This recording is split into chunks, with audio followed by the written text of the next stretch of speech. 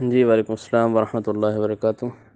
جی بھائی، آپ نے دو سوال کیے، ایک تو یہ کہ حضرت عزیر علیہ السلام کا جو واقعہ سورہ آل عمران میں ہے، تو وہاں پر آپ نے فرمایا کہ حضرت عزیر علیہ السلام کو جو اللہ تعالیٰ نے موت دی، وہاں پر روح نکلی یا کس طرح موت ہوئی؟ تو بھائی، موت کہتے اسی کو ہیں، انقطاع الروح یعنی الجسد، یا ابانۃ الروح یعنی الجسد۔ تو موت کا معنی یہ ہے کہ روح اور جسم کی جدائی۔ اب قرآن پاک کے جو لفظ ہیں، او کالذی مر علی قریۃ وہی خاویۃ علی عروشها قال انا یحیی هذه اللہ بعد موتها۔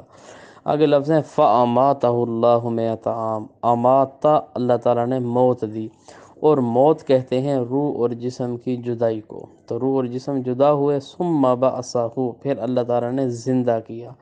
تو جہاں پر ویسے بعث کے بہت سے معنی ہیں عربی زبان میں۔ بعث کا معنی ارسال، کسی کو بھیجنا بھی ہے، جس طرح ہم کہتے ہیں کہ اللہ نے اتنے 1,24,000 انبیاء مبعوث فرمائے۔ تو بعث کا ایک معنی ارسال، بھیجنا بھی ہے۔ بعث کا ایک معنی نیند سے جگانا بھی ہے، ثم بعثناہم لیتساءلوا بینہم۔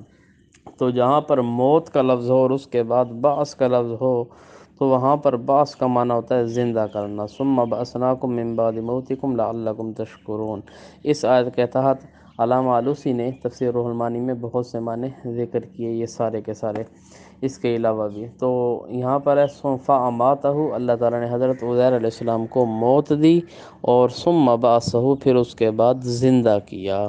اب موت کا وہی معنی ہے کہ روح جسم سے جدا ہونا۔ روح جسم سے جدا ہوئی، اسی حالت میں 100 سال تک وہ پڑے رہے۔ اب 100 سال کے بعد قال کم لبثت، قال لبثت یوما او بعض یوم۔ اللہ تعالیٰ نے پوچھا کہ اس موت کی حالت میں کتنا ٹھہرے ہو؟ اب جسم میں روح نہیں تھی، تو اس لیے اب پیغمبر حالانکہ مدفون ابھی نہیں ہوئے، زمین کے اوپر ہی وجود تھا، لیکن فرماتے ہیں ایک دن یہ دن کا حصہ۔ تو اس سے یہ بھی معلوم ہوا کہ جب کسی پر موت آ جائے تو وہ اللہ کا نبی کیوں نہ ہو، اور زمین میں اگرچہ دفن بھی نہ ہو، زمین کے اوپر ہی جسم پڑا ہو، جب روح جسم سے نکل جائے اسے دنیا کے حالات کا علم نہیں ہوتا۔ آج کل تو لوگ کہتے ہیں سنتے بھی ہیں، دیکھتے بھی ہیں، جانتے بھی ہیں فلاں فلاں۔ تو یہ سب کے سب گپ شپ ہے اور اسلام کے بالکل خلاف ہیں۔ دوسرا حصہ سوال کا جو آپ نے فرمایا وہ عذاب قبر کے بارے میں، کہ مر نبی صلی اللہ علیہ وسلم بقبرین، آپ صلی اللہ علیہ وسلم دو قبروں کے پاس سے گزرے، اور آپ نے فرمایا کہ ان کو عذاب دیے جا رہے ہیں۔ ایک ان میں سے لا یستتر من بولہ، اور دوسرا جو ہے نا اما الآخر، وہ دوسرا تھا بن نمیمہ، وہ چغل خور تھا۔ تو یہاں پر لمبی چوڑی بحثیں ہیں بہت ساری کہ یہ دو قبروں والے کون تھے، کافر تھے، مسلمان تھے۔ تو بعض نے تو کہہ دیا کہ یہ حضرت سعد رضی اللہ تعالیٰ نعوذ باللہ وہ تھے، پیشاب سے نہیں بچتے تھے، حالانکہ وہ روایت بالکل ضعیف اور من گھڑت ہے۔ حضرت سعد صحابی کا اس کے ساتھ کوئی تعلق نہیں۔ تو بہرحال یہ جو دو بھی تھے، جو آدمی بھی تھے، یہ ایک جزوی واقعہ ہے اور آپ صلی اللہ علیہ وسلم کا معجزہ تھا، ورنہ عذاب صرف اس دن تھوڑی مل رہا تھا۔ آپ صلی اللہ علیہ وسلم ویسے بھی گزرتے تھے، لیکن آپ صلی اللہ علیہ وسلم کو بطریق معجزہ کے یہ دکھا دیا گیا، ورنہ بخاری شریف میں صحیح حدیث ہے، آپ نے فرمایا انہم لیبکون علیہا وانہا لتعذب فی قبرہا۔ لوگ ایک یہودی عورت پر رو رہے تھے، بڑی اچھی ہے، فلاں ہے، تو آپ نے فرمایا لوگ اس پر رو رہے ہیں اور اس کو قبر میں عذاب دیا جا رہا ہے، حالانکہ قبر اس کی نہیں بنی تھی۔ تو اس لیے عذاب قبر بھی برحق ہے، ثواب قبر بھی برحق ہے، لیکن عذاب اور ثواب کے لیے اس قبر میں دفن ہونا شرط نہیں ہے۔ ہم کہتے ہیں کہ جو آدمی اس قبر میں دفن ہو یا نہ ہو، ڈاکٹروں کے پاس جسم پڑے ہوتے ہیں بطور ریسرچ کے، وہ تحقیق کرتے ہیں اس پر، یا کوئی ہوا میں معلق ہو جائے، یا کسی کو درندے کھا جائیں، شیر بھیڑیا کھا جائے، یا کوئی آدمی ہے وہ دریا میں گیا نہانے کے لیے اور وہاں پر مچھلیوں نے اس کو کھا لیا، مچھلی کو پھر کسی مولوی صاحب نے کھا لیا، تو اب عذاب قبر کس طرح ہوگا؟ مچھلی کے پیٹ میں، پھر مچھلی کو آگے مولوی صاحب نے کھا لیا، مولوی صاحب کو پھر کسی کتے شیر نے کھا لیا۔ تو ہم کہتے ہیں یہ مچھلی کے پیٹ میں ہو یا شیر کے پیٹ میں ہو یا جہاں پر بھی ہو، عذاب اور ثواب برحق ہے، اس سے کوئی بھی نہیں بچ سکتا۔ اب جس طرح فرعونی تھے، وہ سمندر میں غرق ہوئے، اور قرآن کہتا ہے اغرقوا فادخلوا نارا، جیسے ہی سمندر میں غرق ہوئے فوراً آگ میں داخل کیے گئے۔ اب فوراً آگ میں کیا چیز داخل ہوئی؟ عذاب قبر آگ والا شروع تھا۔ اب آگ اور پانی تو اکٹھے نہیں ہو سکتے، تو اس لیے یہاں پر لا محالہ یہی ماننا پڑے گا کہ جسم ان کے پانی میں تھے، اور اللہ تعالیٰ نے ان کی روحوں کو جہنم میں بھیج دیا، اور وہاں پر آگ کا ان پر عذاب قبر شروع ہو گیا۔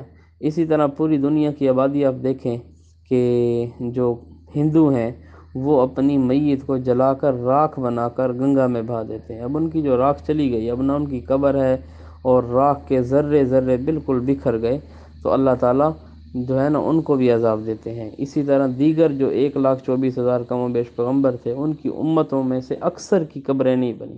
کوئی سمندر کی تہوں میں اللہ نے غرق کیا، کسی کو ہواؤں نے اٹھا کر پھینک دیا، کسی کو ویسے غرق کیا، مختلف تباہی بربادی ان کی ہوئی۔ تو عذاب اور ثواب قبر برحق ہے، اس کے لیے زمین میں دفن ہونا شرط نہیں۔